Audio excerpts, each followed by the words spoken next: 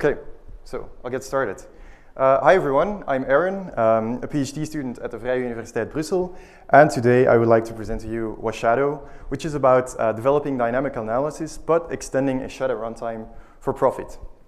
So I'm talking about dynamic analysis, and really, in a more broad sense, I'm using and going to be talking about the use of instrumentation platforms. So an instrumentation platform allows you to develop a dynamic analysis to reason essentially about a target program.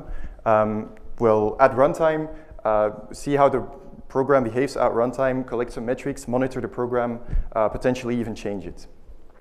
In the context of WebAssembly here, I'm going to be using or focusing on instrumentation platforms that perform bytecode rewriting. So they take the target module, an analysis specification that you provided. It's going to rewrite that program and give you a new instrumented target module that essentially includes the analysis and the original program as one whole, and then you can execute it on some runtime. But the bytecode rewriting approach is sort of like very portable, as in that module can then be deployed on the server side, in web browsers, and in embedded contexts. Now, instrumentation platforms, there exist multiple. Wasabi has been used, for example, in a previous talk that was given today. I'm developing Wastrumentation, and there's also WAM, which is also going to be presented tomorrow. You can develop the analysis in a high-level language, but as part of my talk, I'm going to be focusing on Wastrumentation, as I'm the developer behind Wastrumentation. You can use any high-level language that compiles down to WebAssembly, and then Wastrumentation will sort of merge that analysis inside of the target program. And I'm using my framework as it maximizes analysis portability. You use a high-level language for the analysis, and it also supports intercession, which is going beyond observing the program, but also mutating the program. So if you look at how you define such an analysis in Wastrumentation, but the idea is generally generalizes for the other frameworks too, you sort of have two key components. First, you have to tell the instrumentation platform what the target events of interest are. And then secondly, you sort of implement the analysis logic as a sort of callback. I call it trap functions. And then at runtime, when you deploy it, the instrumentation platform will make sure that your callbacks will be invoked for set events that you are listening for, right? So for example, if you would want to hear, what you can see is you're listening for binary events, and then the callback receives as arguments the operator, the left and right operand, and then the static location in the binary of set event. So for example, you could write a tracer in Wastrumentation of all binary events by replacing line 5 with a log statement, just printing out what's happening, and then at runtime, you will get sort of this trace of all the binary instructions. And so for example, in Wastrumentation, you're also in control of the outcome of the offset operation. So you can see on line 4, sort of you compute what is the outcome, and then on line 6, you return that result. So you could also, if you want to, mutate the argument as part of the analysis. Now, what I want to discuss here is this analysis API, does it provide sufficient information? So the trap functions, they receive the event information as arguments. So for example, for the binary, it was the operator, operands, and the static location. This approach, from developing an instrumentation platform point of view, is lightweight. For the analysis user, it's easy to understand. For the author of the platform, again, it simplifies also the instrumentation path, makes it easier to reason about, but it's very event local. You only get this information, right? For example, you're missing information about the state during execution. State being the execution value stack, global variables, their state, or linear memory. Sort of, you miss this reflective API. It's available for the VM at runtime, but in this portable sense of developing analysis that should port to different runtimes, you cannot really access this information from the semantics, right? For the WebAssembly binary, this is not exposed through the semantics. And this sort of comes as a limitation, because if you're then implementing portable heavyweight analysis, they are starting to reconstruct this state. And I noticed that they do it in an ad hoc fashion. So Wasabi is one of these frameworks. They have a taint analysis implementation, and somewhere they start to model this state. And you can see here in the comments that they have like a fix me. Sometimes pop returns undefined and not just an empty list. Why? So they implemented a hacky workaround to sort of get rid of a runtime error. Now, to overcome this, I sort of want to do it the other way around and implement a dynamic analysis framework that models this information for you. So then I come to Washadow, which is a shadow runtime analysis framework. And so you can see on the left-hand side that sort of your analysis will extend this shadow runtime implementation using that much more information available to then reason about the program's behavior. Now, to understand the implementation, or how did I implement this dynamic analysis, I went to the spec, the WebAssembly spec, then, and I sort of started implementing this, the specification or the execution, how to execute WebAssembly programs. So, for example, for the binary operator, you can see that the semantics says on instructions 2 and 3 to pop the values from the stack, and in instruction 4, you compute the binary outcome and push it again on the stack, right? So I took this implementation, implemented in the binary trap of Wastrumentation, and so you can see sort of this parallel that, again, you have like in comments, I sort of copied over the semantics of the specification. So I popped the 2 values from the shadow stack. I also, in between popping the values from the stack, I assert that what my hook receives, or what this trap function receives as a runtime argument, matches with what the shadow stack is modeling. And then eventually I compute the outcome, push it again on the shadow stack, return it to whoever called into this analysis code, and I continue with the execution. But this sort of makes all of these this runtime information, the state of the program, also available for others who then build on top of this framework. I did the same for others, so you can always see there's like a parallel between the WebAssembly specification on how to execute a certain instruction, and then the implementation on top of my framework Wastrumentation. And you have the same for if then else. There's always this parallel. Sometimes it gets a little bit large. You should not be reading this really, but you can see there's always like this parallel correspondence.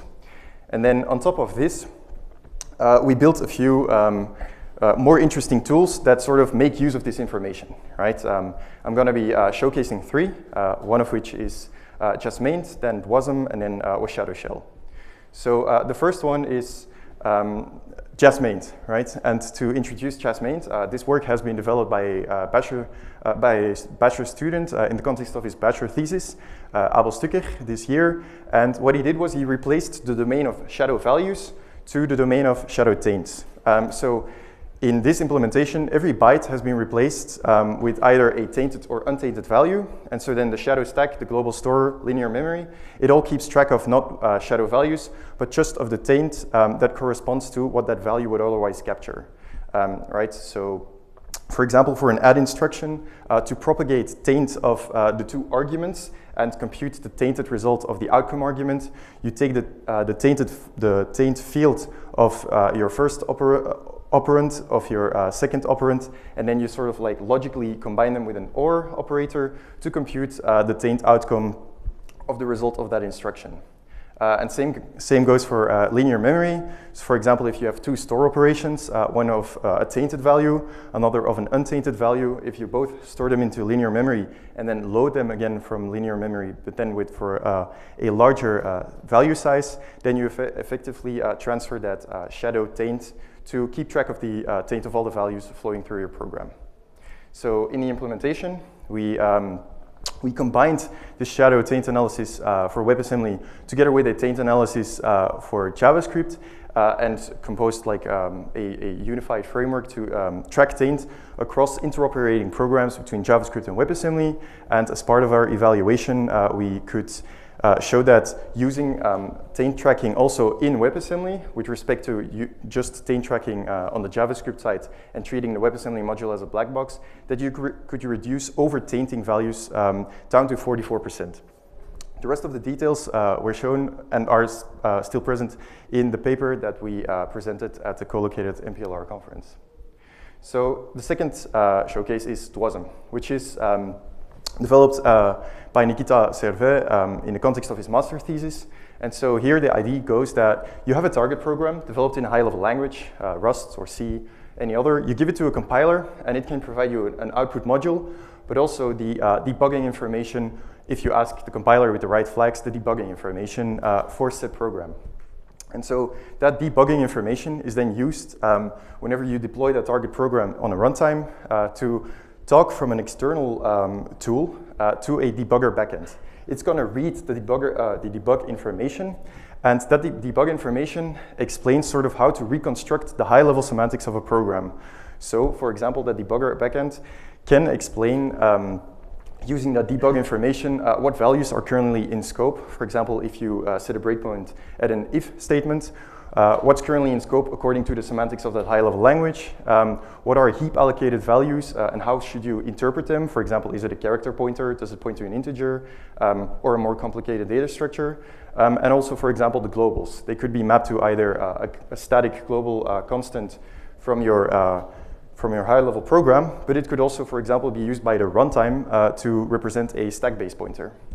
So to reinterpret that debug information, the debugger backend allows you to reconstruct that state using the debugger info.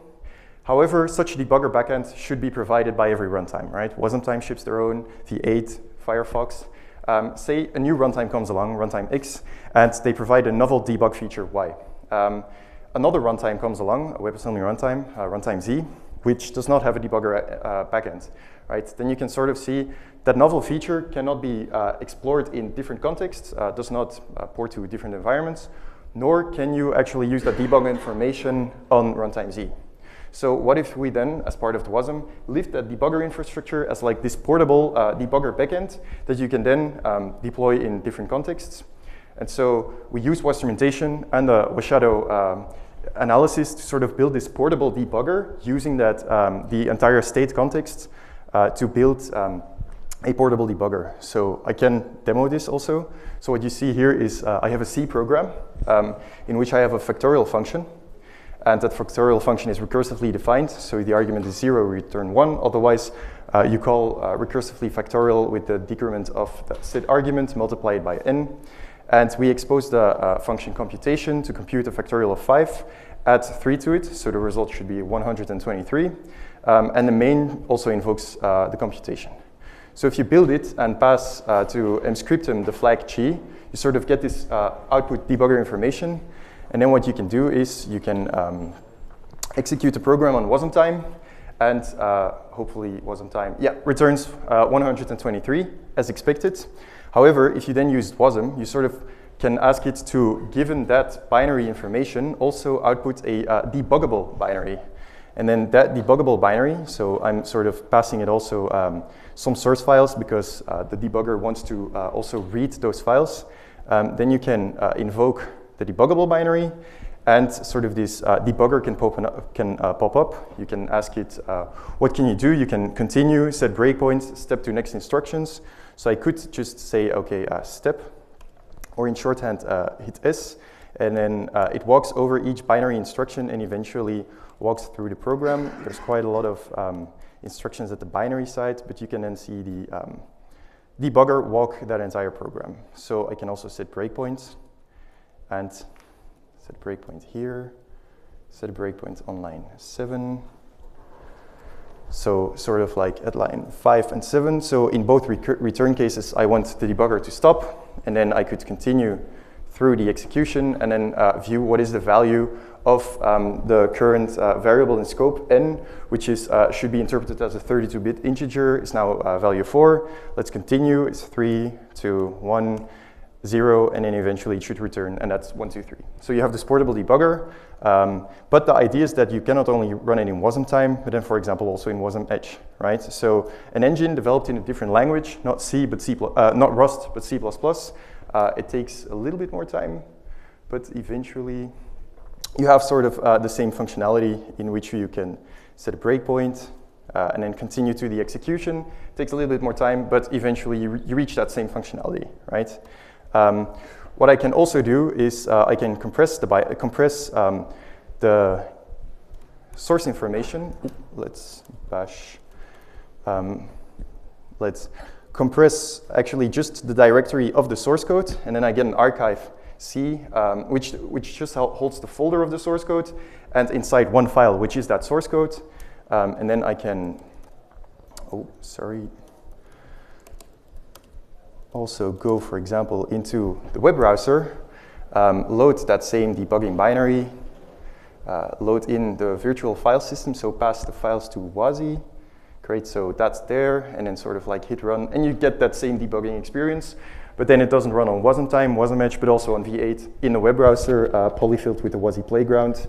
Funnily enough, it cannot access certain files here, like it would love to have the scriptum source code present, but eventually if you keep on stepping, sort of the files that are present in the system can be read and can be showed in that debugger on the client-side engine. Then, let me just continue.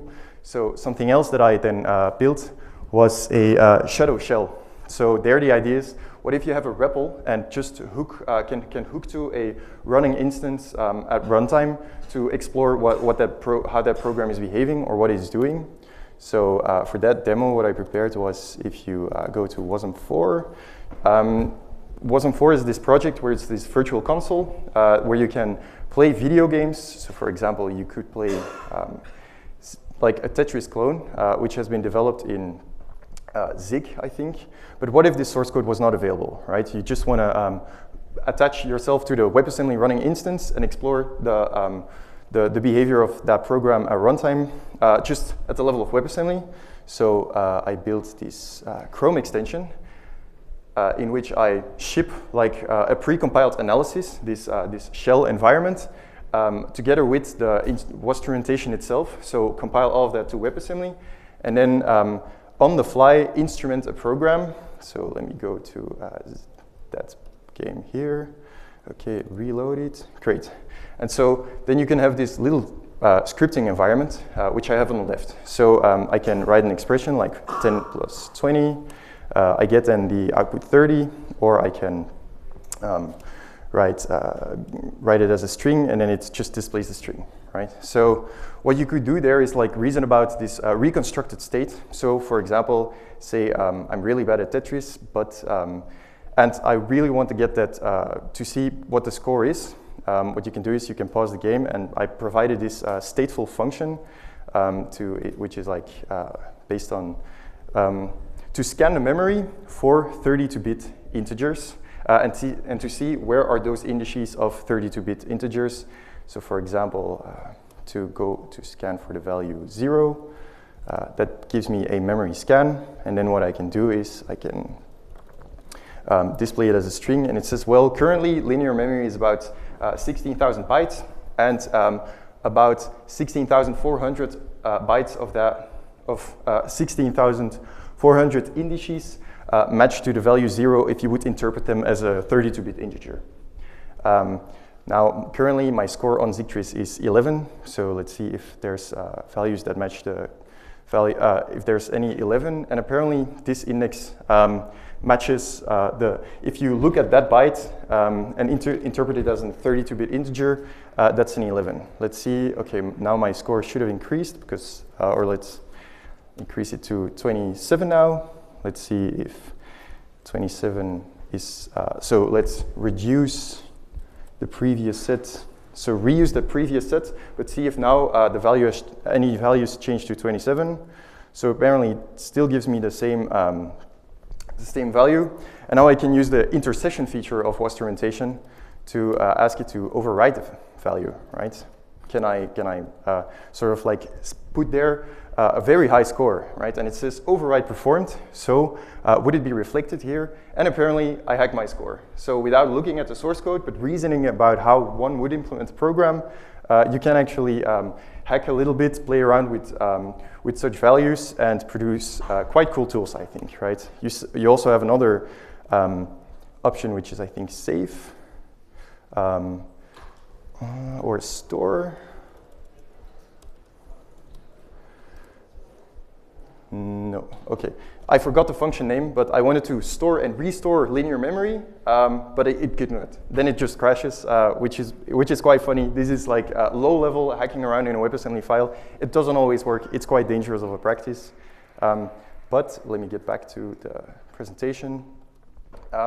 I think implementing, so I packaged it as a JavaScript, and essentially I hooked into all of the WebAssembly instantiate, compile, instantiate screaming hooks to sort of replace getting that module, rewrite it on the fly, and then deploy it again. I think using such a shadow runtime sort of can help validate the instrumentation platform. So, for example, I inject many assert statements. If one of these assertions breaks, either the shadow execution, the instrumentation, or the VM that you perhaps are developing, or the compiler, one of them has a bug, but it can help to sort of evaluate also this entire tool chain.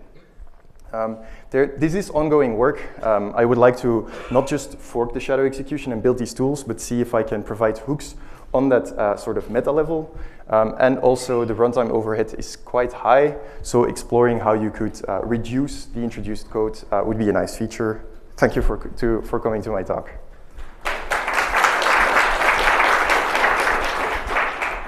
Thank you.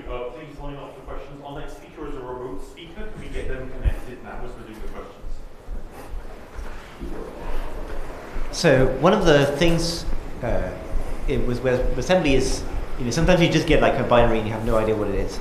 And one of the things that's a bit difficult I found is sort of if the thing is written incorrectly, then like in particular with manipulation, like a sort of memory safety problems in the linear memory, then it's very difficult to detect because there's sort of like, there's no structure to it in a sense, right? In the linear memory. Have you tried using this instrumentation to sort of add sentinel values so that if a part of the program tramples another part, then you can detect it? And if so? No, so that's a type of dynamic analysis that I haven't implemented, but I think certainly it would be feasible, especially if you can reuse this debugging information. You can sort of even reason about what assertions should hold at a source language. So and maybe I'm wondering, right, because you said you sort of instrument the thing. One thing you can do is instrument next to every value, you put sort of a sentinel thing so that when it gets overwritten, if you're lucky, you see that the value has changed. Oh, okay, yeah. I haven't explored that, but it's an interesting instrumentation attempt that I could try, yeah. Thanks.